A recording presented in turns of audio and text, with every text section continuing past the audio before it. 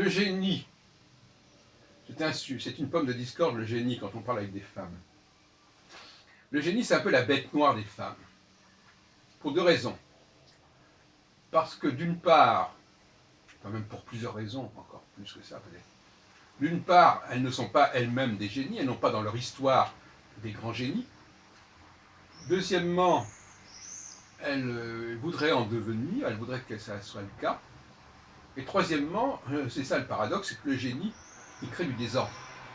Et que les femmes, finalement, elles n'aiment pas le désordre.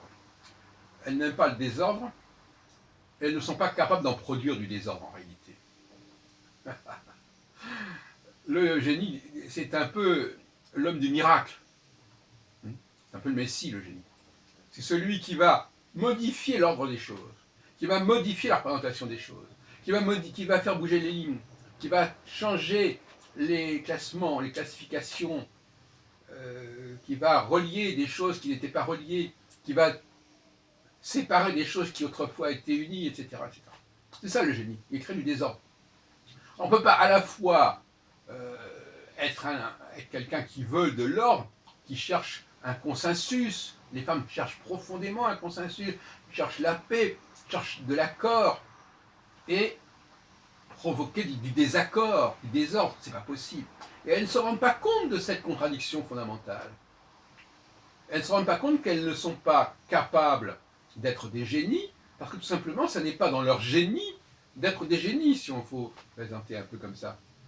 Alors, il faut quand même être lucide sur ce point. De la même façon,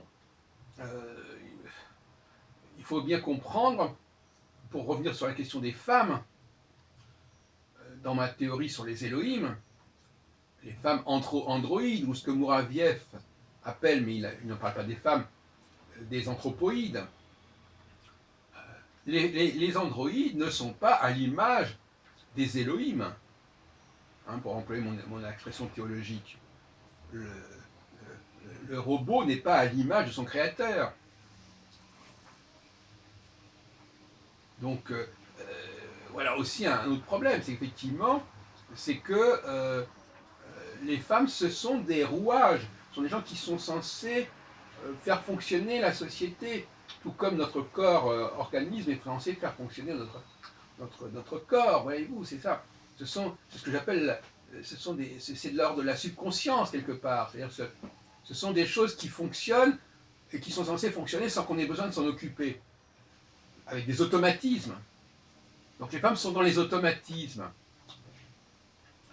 Et puis alors, je me posais la question l'autre jour, je me disais, est-ce que les femmes se comportent globalement de la même manière partout dans le monde? Et ma réponse était oui. On s'aperçoit que les comportements sont fondamentalement les mêmes, au niveau notamment de la parole, du rôle de la parole, du besoin d'émettre. On dit souvent les femmes sont dans la réception, mais non, elles ne sont pas dans la réception, elles sont dans l'émission, elles sont très peu dans la réception, et beaucoup dans l'émission, et parfois elles reçoivent un moment X de leur vie, et après elles passent toute leur vie à être dans l'émission par rapport à ce moment X qu'elles ont reçu, et puis après elles se ferment pour recevoir autre chose. C'est bien connu ça. En astrologie par exemple, il y a des femmes qui ont appris l'astrologie il y a 40 ans, et qui après, on ne peut plus rien leur faire apprendre. Hein, elles vont continuer à répéter et répéter indéfiniment pendant des décennies ce qu'elles ont appris quand elles étaient beaucoup plus jeunes. Bon, c'est malheureux, mais c'est comme ça. Et donc, oui, il y a un processus de répétition et de parole. Il faut parler. L'autre jour, enfin, je ne sais pas, par hasard, il y avait des dames qui attendaient qu'une boutique s'ouvre à côté de chez moi. Bon, elles étaient très en avance. Elles n'ont pas arrêté une seconde de parler. Bon, et ça, c'est connu. Ça fait partie de leur art de vivre. Il faut parler.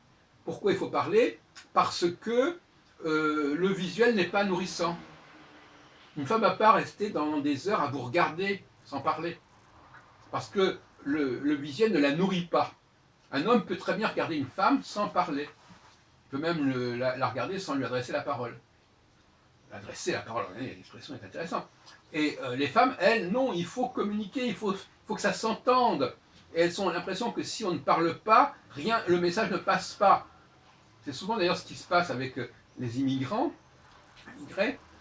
Si on ne leur dit pas bonjour, ils ont l'impression qu'on ne s'adresse pas à eux. Si on leur dit pas. Donc, ils ont besoin que la parole soit là. Ils ne regardent pas la personne, ils ne regardent pas son attitude, ils ne regardent pas sa façon d'être. Ils voient bien que la personne est en train de les saluer. Bon, mais il faut aussi, ça n'a pas été dit bonjour. Bon, alors, moi je trouve ça insupportable que dans les administrations notamment, euh, dans les services, etc., si on ne dit pas bonjour, alors là, ça ne va pas du tout. Même si on va aller voir avec un grand sourire, avec des yeux très bienveillants, ah, si ça n'a pas dit bonjour, ça ne va pas, on n'est pas poli.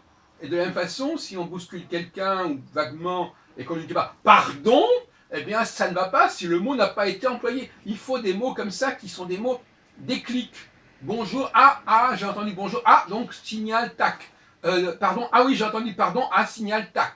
Mais si c'est simplement un signal visuel, un regard, une attitude, un geste, ça ne marche pas parce que ça n'est pas décodé.